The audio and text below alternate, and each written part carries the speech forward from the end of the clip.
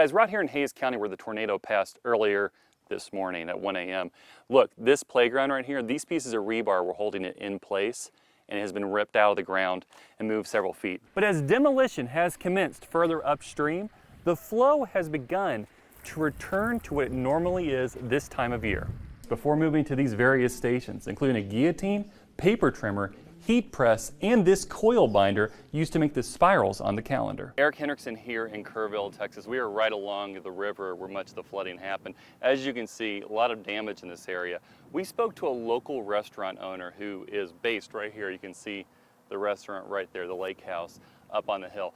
He says floods in this area are pretty typical. If they are using well water, any sort of groundwater at all, they'll have a 60-day period to fix that issue. If the issue is not fixed, they'll have their service cut off. Yeah, Mike, I came out here yesterday and we were expecting tens of thousands of people to be here, but it kind of looked what you'd expect on a normal Sunday. What would you do to skip Austin traffic? How about your own personal flying vehicle? Coming up on KXAN News, we're going to show you one that takes off. Special polymer applied that has an electric charge. That charge attracts toxic chemicals, bacteria, and mold. They had vertebrae from those things that are like this big, and they have to wrap those up, and they're on these mountains, so they have to carry them down wrapped in newspaper and paper mache.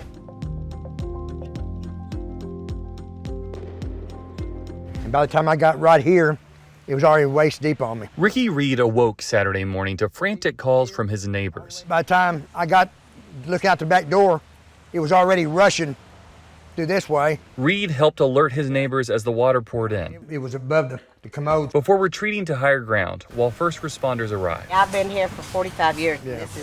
This is absolutely the worst thing that ever happened. Billy Shelbourne said the low-income housing community is primarily seniors. I have one apartment that the water pushed the front end out. Luckily, the tenant wasn't home, but others weren't so lucky. And when I got up, I heard people walking around outside going, whatever you do, don't open your doors. Woo-hoo!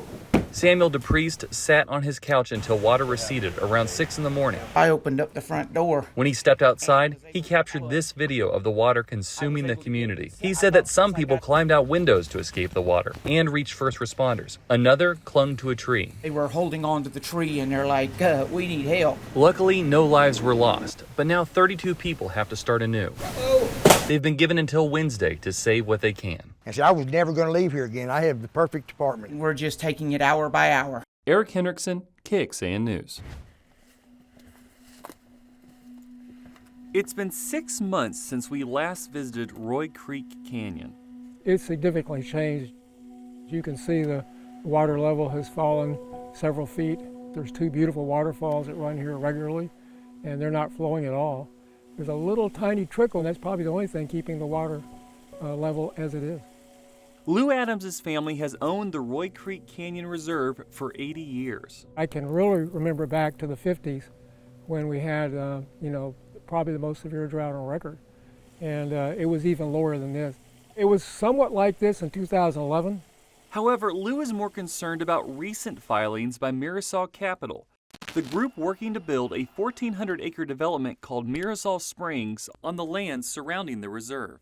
What is most concerning to us, looking at the Mirasol development, is the amount of groundwater they're talking about pulling from the aquifer. In filings obtained by KXAN, Mirasol Springs plans to build 5 new groundwater wells, each of which will tap into the same aquifer, the Middle Trinity, that feeds the springs at Roy Creek Canyon. It's 90% fed by springs. The sustainability, it depends on the springs. Roy Creek, it's really a fairly small confined spring shed. You've got all the water flowing to that spring. Hydrologist Doug Weirman has studied the Middle Trinity Aquifer extensively. He served on the board of the Hayes Trinity Groundwater Conservation District from 2004 to 2010. We know enough about the configuration of the aquifers that pumping groundwater will have an impact on the springs. The wells have always been part of the plan for Mirasol Springs, and building private wells will not be allowed. What Mirasol decides to do, what they determine to do, will have a severe effect not only on this canyon, but could have effects on the neighbors and the watershed that they depend on. In Hayes County, Eric Henrikson, KXAN News. La Nina has been getting a lot of attention the last 2 years.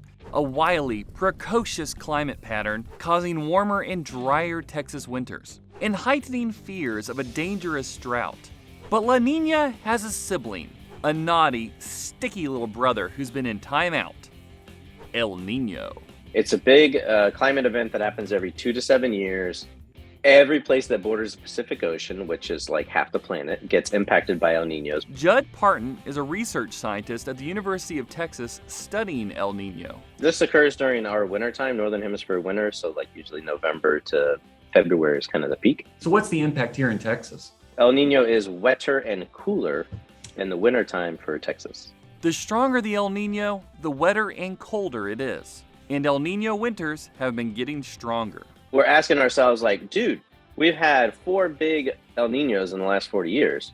Is that due to climate change? Judd and a team with the University of Texas researched El Ninos from thousands of years ago. But how do you study ancient climate patterns?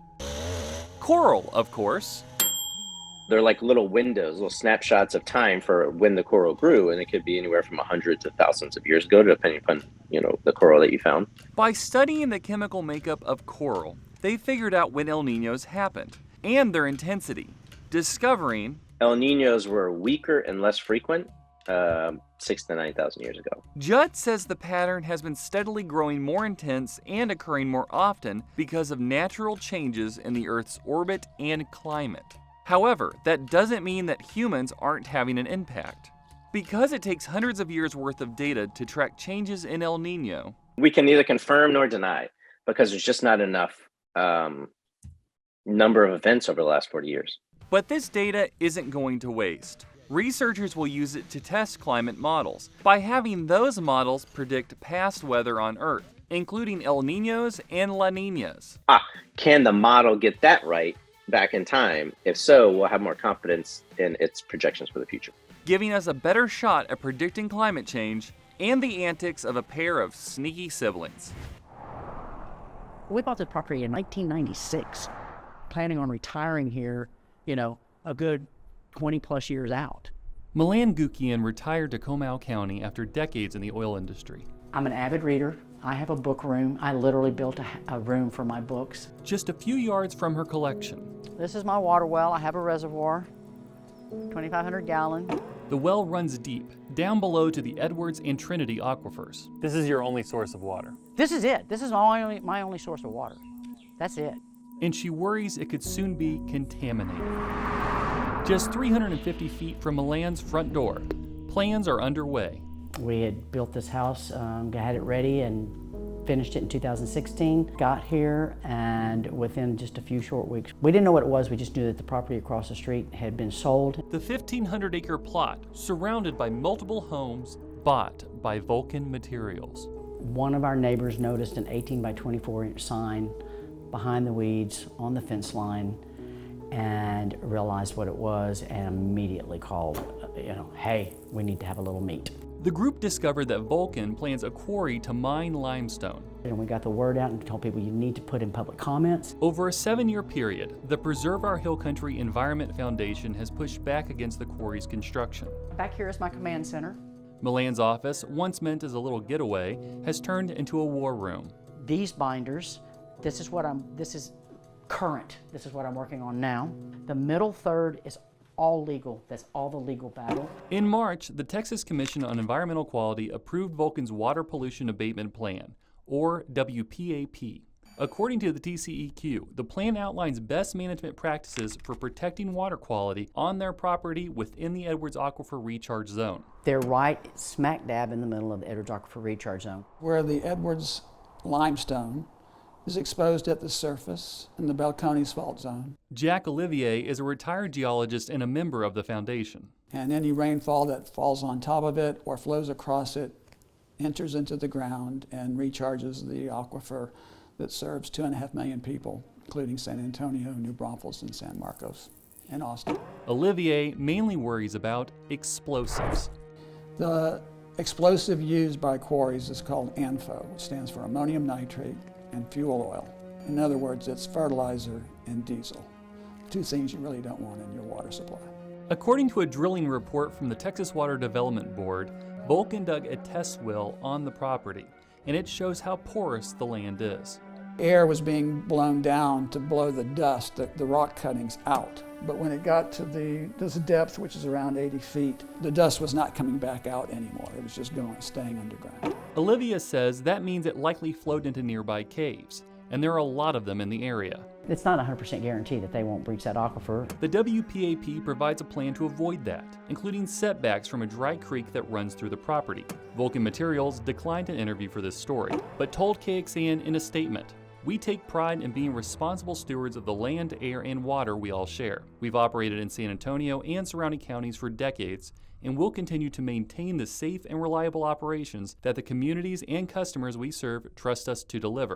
In our research on Vulcan, we discovered only 2 environmental disputes, one with the Mexican government in 2022, and in 2023, the Bay Area District in California fined Vulcan around $250,000 for air quality violations. They think that they can come in here and they can blow it up, and that is a business for them, because that is their gold. Limestone is their gold. After the TCEQ approved the WPAP, the agency held a 30-day public comment period. We ended up with approximately 785 public comments and requests for a public meeting. Senator Campbell's letter.